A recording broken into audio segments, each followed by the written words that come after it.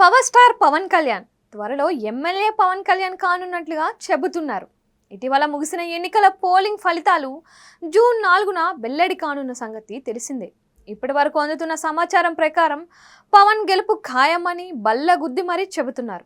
ఇక పిఠాపురం స్థానికుల అభిప్రాయాన్ని పరిగణలోకి తీసుకున్న ఇదే అంశాన్ని మెజార్టీ ప్రజలు నోటి నుంచి వినిపిస్తోంది. దీంతో ప్రత్యక్ష రాజకీయాల్లోకి వచ్చిన ఇన్నాళ్లకు అసెంబ్లీలోకి అడుగు పెట్టనున్నట్లుగా చెప్పాలి. ఇదంతా ఒక ఎత్తే అయితే ఇటీవల కాలంలో జనసేనాని తీరులో మార్పు కొట్టొచ్చినట్లు కనిపిస్తోందని చెబుతున్నారు. గతంలో ఈ తరహా తీరును ఆయన ప్రదర్శించలేదని చెబుతున్నారు. ఏపీ ప్రభుత్వంలో కీలక భూమికను పోషిస్తున్నారన్న అభిప్రాయం అయితే వ్యక్తమవుతోంది. ఇదంతా ఒక ఎత్తే అయితే ఇటీవల కాలంలో ఆయన తన భార్య అన్నాను వెంటబెట్టుకొని పలు కార్యక్రమాల్లో హాజరు కావటం ఆసక్తికరంగా మారింది. పవన్ కళ్యాణ్ పెళ్లిళ్ల మీద, భార్యల మీద ఆయన రాజకీయ ప్రత్యర్థులు తరచూ వ్యాఖ్యలు చేయటం, పవన్ ఇమేజ్ను డ్యామేజ్ చేసే ప్రయత్నం చేయటం తెలిసిందే. మొదట్లో ఈ అంశాన్ని పెద్దగా పట్టనట్లుగా ఉన్న పవన్ ఇటీవల కాలంలో స్పందించటమే కాదు, తన మీద విమర్శల కోసం పెళ్లి విషయాన్ని పదే పదే ప్రస్తావించడం గమనార్హం. 4వ పెళ్లి అంటూ చేస్తున్న ప్రచారం కూడా ఎక్కువైంది. దీంతో తన భార్యను ఇటీవల కాలంలో పలు చోట్లకు తీసుకువెళ్తున్నారు.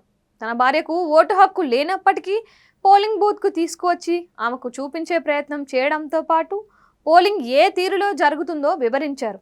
అంతేకాదు, ప్రధాని నరేంద్ర మోడీ నామినేషన్ సందర్భంగా తన భార్య అన్నాతో కలిసి పవన్ ప్రయాణించారు. వీరిద్దరూ జంటగా కాశీ విశ్వనాథుని ఆలయానికి వెళ్లి పూజలు, అభిషేకాలు చేపట్టారు. ఇదిలా ఉంటే పవన్ వెంట యూపీ పర్యాటక మంత్రి అరుణ్ కుమార్ సక్సేనా పవన్ దంపతుల వెంటూ జాగ్రత్తలు తీసుకోవడం కనిపించింది. ఇంత తక్కువ వ్యవధిలో ఇన్ని చోట్లకు తన భార్యను తీసుకువెళ్లిన మొదటి ఉదాంతంగా పవన్ గురించి బాగా తెలిసిన వారు చెబుతున్నారు. ఇంతకు పవన్ తన భార్యను పలు చోట్లకు ఎందుకు తీసుకువెళ్తున్నట్లు అన్నది ప్రశ్నగా మారింది. రాజకీయ వర్గాల నుంచి అందుతున్న సమాచారం ప్రకారం పవన్ పెళ్లిళ్ల అంశాన్ని ఎన్నికల ప్రచారంలో వాడటం, మూడో భార్యతోనూ సంబంధాలు సరిగ్గా లేవని, రేపో మాపో విడాకులకు సిద్ధమవుతున్నట్లుగా పేర్కొన్నారు.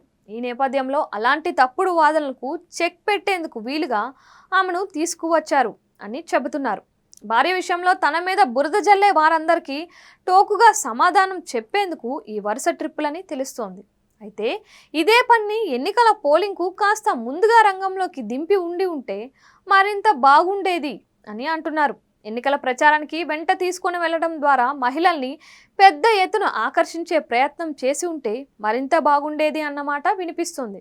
ఏమైనా గతానికి భిన్నంగా పలు కార్యక్రమాలకు తన రష్యా భార్యను వెంట పెట్టుకొని తిరుగుతున్న పవన్ తీరు ఆసక్తికరంగా మారిందని చెప్పక తప్పదు.